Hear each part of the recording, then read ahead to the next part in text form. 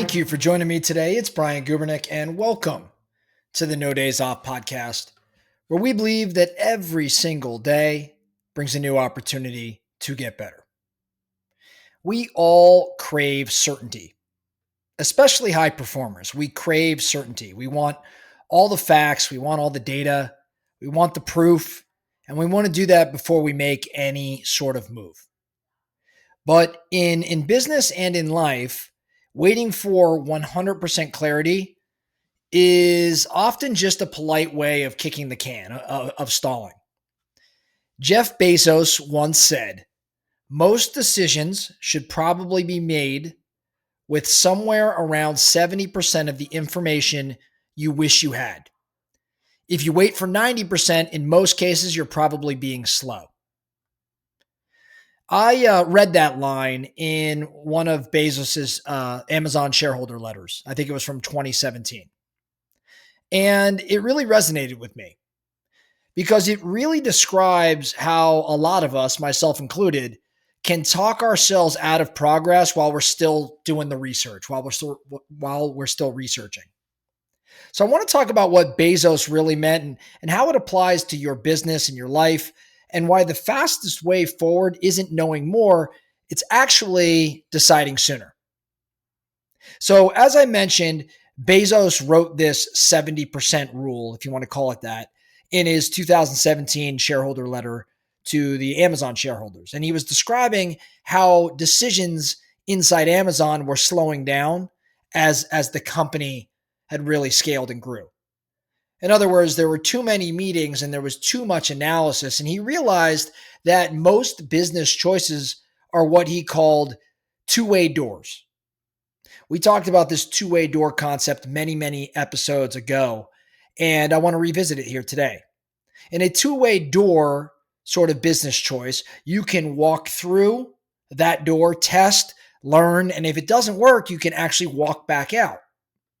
In other words, those decisions are reversible. Most decisions, again, as Bezos said, were these two-way doors. So for those waiting for perfect information, perfect information doesn't make you smarter. It actually makes you slower, because in a world that rewards speed, slow decision-making can be rather fatal. The best leaders, the best entrepreneurs, they operate with what we're going to call here decision velocity. Decision velocity. And that's the speed at which the best leaders out there and entrepreneurs, where they can assess, act, and then adjust.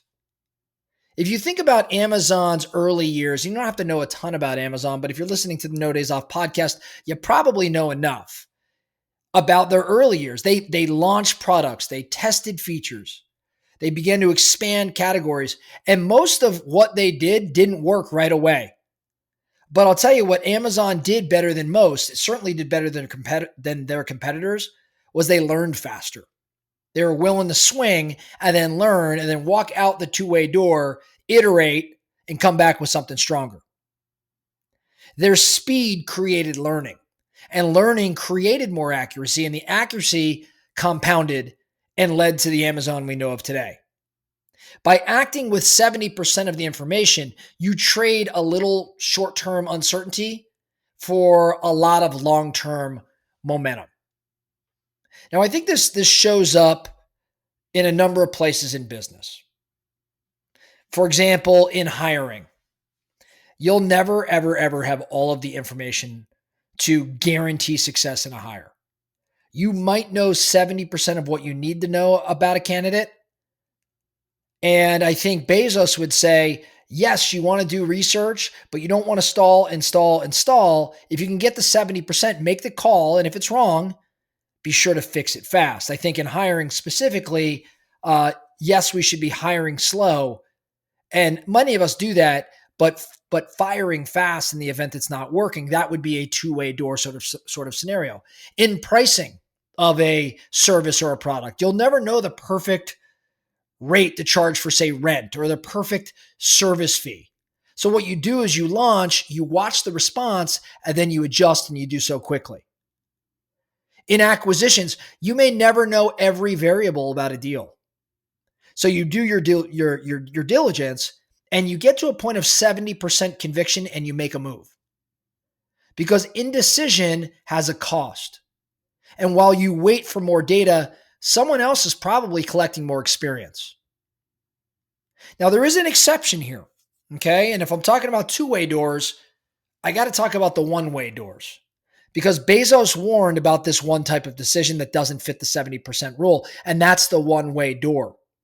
These are the really big, irreversible choices. For example, you decide to sell a business.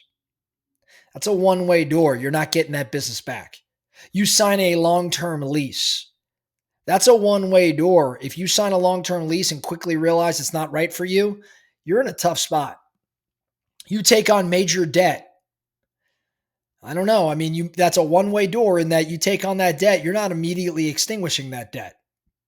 So for those decisions, you do have to move slower. You may have to get to 90% or even 100% of all the information you wish you could have. But recognize these one-way doors, these are the minority. Most of what crosses your desk every day is in fact reversible. So you can test and learn and iterate. And the faster you decide, the faster you tend to improve. So as we're talking around this, I think it leads to a mindset shift. A mindset shift around maybe really more so trusting your judgment. If you wait for perfect clarity, then you're signaling that you don't trust yourself to adjust if you're wrong. I think high performers aren't people who are always right. And that's a misunderstanding many observers may have. High performers are not people who are always right. They're people who recover fast when maybe the decision was wrong. And I think that's the hidden advantage of 70% decision making. It forces you to get better at course correction.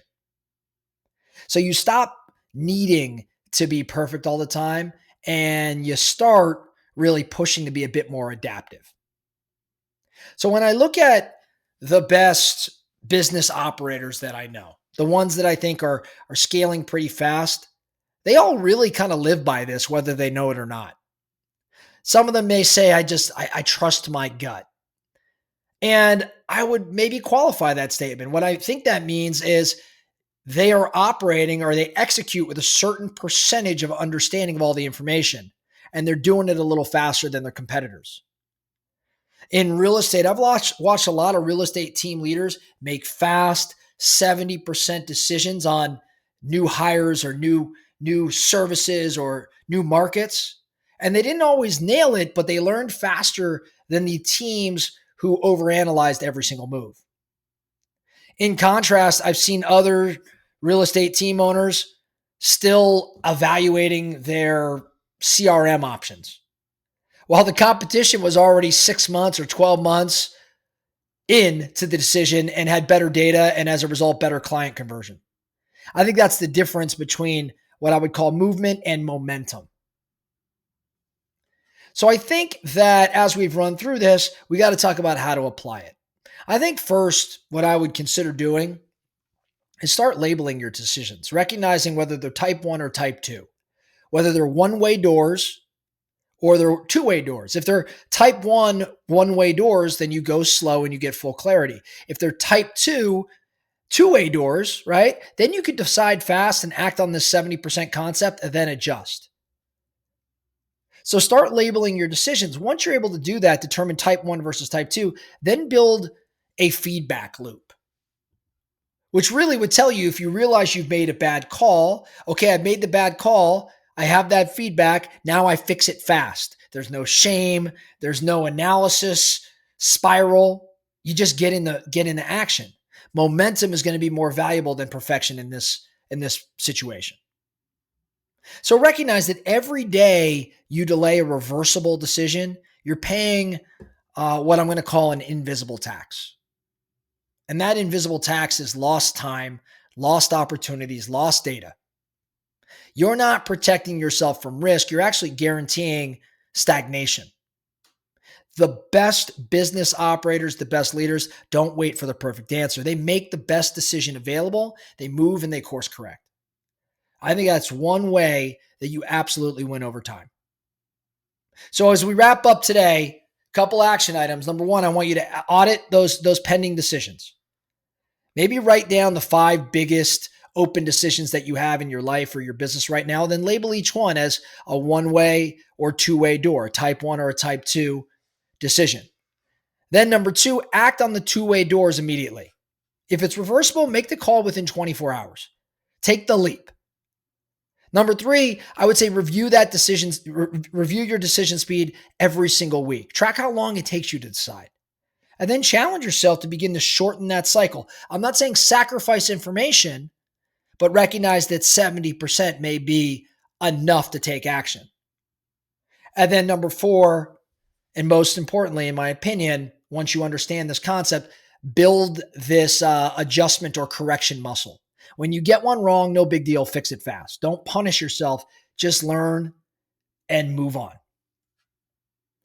Remember that perfect information is a myth and that progress really belongs to the decisive. That's all I have for you today, the No Days Off podcast. Thank you so much for listening. And remember, every single day brings a new opportunity to get better. So let's get after it.